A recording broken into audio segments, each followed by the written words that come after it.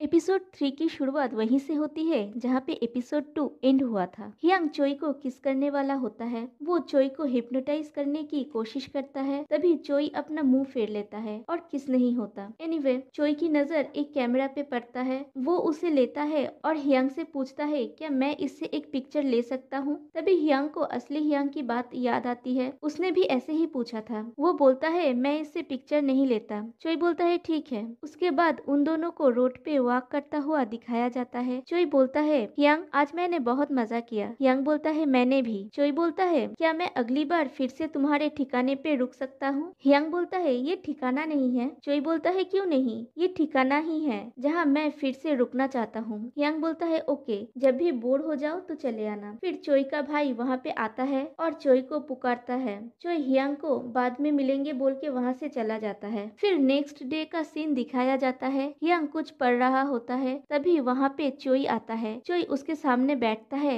और पिछले दिन की बातें याद कर रहा होता है जब वो दोनों किस करने वाले थे, और वो मुस्कुरा रहा होता है। फिर हियांग से बोलता है तुम जल्दी चले आए। हियांग बोलता है हाँ। चोई बोलता है तुम पे सफेद रंग बहुत अच्छा लगता है। हियांग बोलता है मेरे पास बहुत सारे सफेद कपड़े हैं। चोई बोलता है ये तुम पे सूट करता है, और चोई थोड़ा शर्मा रहा होता है। हियांग पूछता है तुम ऐसे क्यों कर रहे हो। चोई बोलता है क्या। हियांग बोलता है तुम मुझे ऐसे देख रहे हो जैसे कुछ टूट गया हो, क्या तुम मुझे पसंद करते हो। चोई को तो जैसे शॉक लग गया, उसे समझ में नहीं आ रहा कि क्या बोले। हियांग अपने मन में सोच रहा होता है मुझे पूछने की जरूरत नहीं है। फिर अचानक उसको कुछ होता है, वो अपना सर पकड़ लेता है। चोई पूछता है क्या तुम ठीक हो। हियांग की आंखों के सामने सब धुंधला होने लगता है। वो सोचता है कि मुझे लगा था ये सिम्टम बंद हो गया है। फिर हियांग अपने रूम में सोया हुआ होता है, तभी चोई आता है और उसके पास में बैठ जाता है। हियांग उठ के बैठता है और चोई से पूछता है तुम घर नहीं गए। चोई चुप रहता है तो हियांग फिर से पूछता है तुम्हारे भाई का क्या। चोई बोलता है मैं बाहर निकल आया।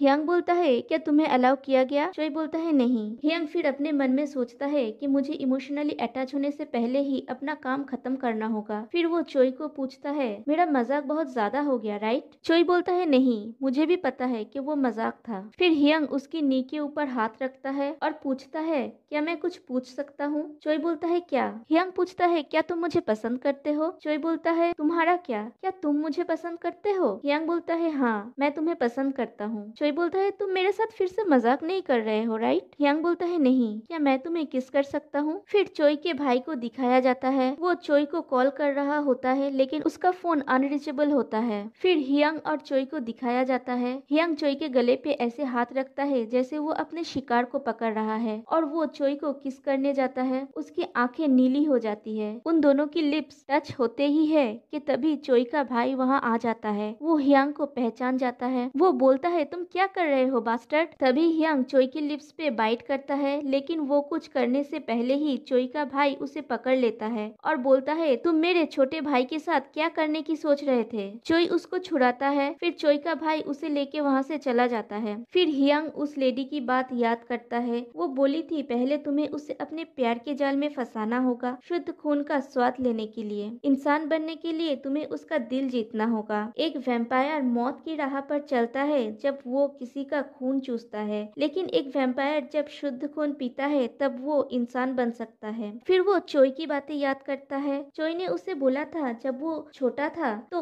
वो ऑलमोस्ट किडनैप हो गया था और वो सिर्फ नॉर्मली जीना चाहता है। फिर वो कुछ देर पहले की बातें याद करता है जब चोई ने उसे पूछा था क्या तुम मुझे पसंद करते हो। फिर हियांग खुद से ही बोलता है मैं ये नहीं कर सकता, और यहीं पे एपिसोड 3 एंड हो जाता है। एपिसोड 4 की शुरुआत में फ्लैशबैक का सीन दिखाया जाता है। हियांग एक कमरे में बैठा हुआ होता है। उसकी तबीयत बहुत खराब था। तभी वहाँ पे असली हियांग आता है और हियांग से पूछता है क्या तुम मुझसे अब नहीं मिलोगे। तब हियांग उसके पास आता है और उसका खून पीने लगता है। हियांग की वॉइस ओवर आती है कि मैं अभिमानी था, मुझे विश्वास था कि वैम्पायर भी अपना भूख सह सकता है। फिर वो इतना ज्यादा खून पी लेता है कि असली हियांग की मौत हो जाती है। फिर सीन प्रेजेंट में आती है। चोई का भाई उसे ले जा रहा होता है और चोई बोलता है मुझे जाने दो। उसका भाई बोलता है तुमने मेरे बारे में एक बार भी नहीं सोचा। पिछले 10 सालों से मैंने तुम्हें अकेला बड़ा किया। मैं हमेशा इस बात को लेकर वरिड होता हूँ कि जब मैं वहाँ नहीं रहता हूँ तो तुम्हारे साथ कुछ हो ना जाए, और हमेशा अपने फोन में लगा रहता हूँ तुम्हारा चिंता करता हुआ, और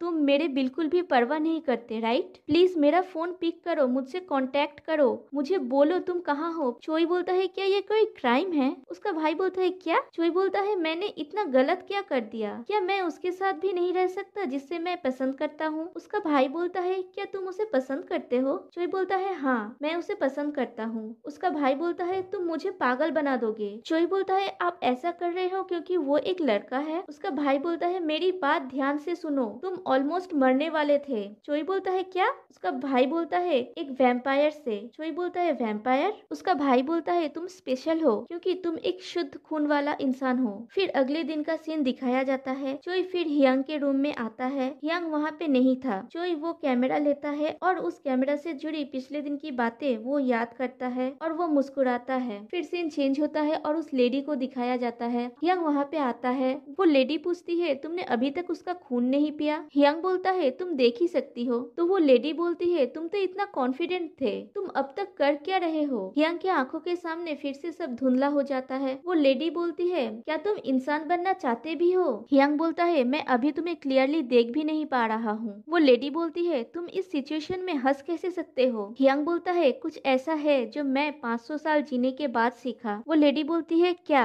हियांग बोलता है अगर तुम हार मान लेते हो तो तुम्हारा दिल शांत हो जाता है। वो लेडी बोलती है क्या? हियांग बोलता है मैंने हार मान लिया, मैं अब रुकना चाहता हूँ। फिर सीन चेंज होता है और फिर हियांग एक बिल्डिंग के छत पे खड़ा हुआ होता है। उसकी तबीयत बहुत खराब होती है। फिर वो अपने रूम में आता है। वहाँ पे चोई सोया हुआ था। चोई हियांग को देख के पूछता है तुम कहाँ थे? मैं बहुत देर से तुम्हारा वेट कर रहा था। हियांग कुछ आंसर ना दे के अपना सामान समेट रहा होता है। चोई फिर से पूछता है तुम इतना जल्दी क्यों चले गए? हियांग अभी भी कोई आंसर नहीं देता तो चोई फिर से पूछता है क्या तुम मुझे अब नहीं मिलोगे? फिर उसके पास आके बोलता है हमने कुछ गलत नहीं किया, तुमने बोला था तुम मुझे पसंद करते हो, मैं भी तुम्हें पसंद करता हूँ, मुझे नहीं लगता मैंने तुम्हें पहले बोला था। हियांग बोलता है सॉरी, वो झूठ था, अगर तुम सच्चे थे तो मैं उसके लिए सॉरी हूँ, मैं सिर्फ मजाक कर रहा था। चोई बोलता है तुम झूठ बोल रहे हो और ऐसा इसीलिए क्योंकि तुम मुझे मार सकते हो, तुम एक वैम्पायर हो और मैं एक शुद्ध खून वाला इंसान। और यहीं पे ये एपिसोड खत्म हो जाता है। ये एपिसोड बहुत रोमांटिक था ना गाइस, मुझे बहुत पसंद आया। आप लोगों को कैसे लगा मुझे बताइएगा। फिर मिलते हैं नेक्स्ट एपिसोड में। Love you guys, bye.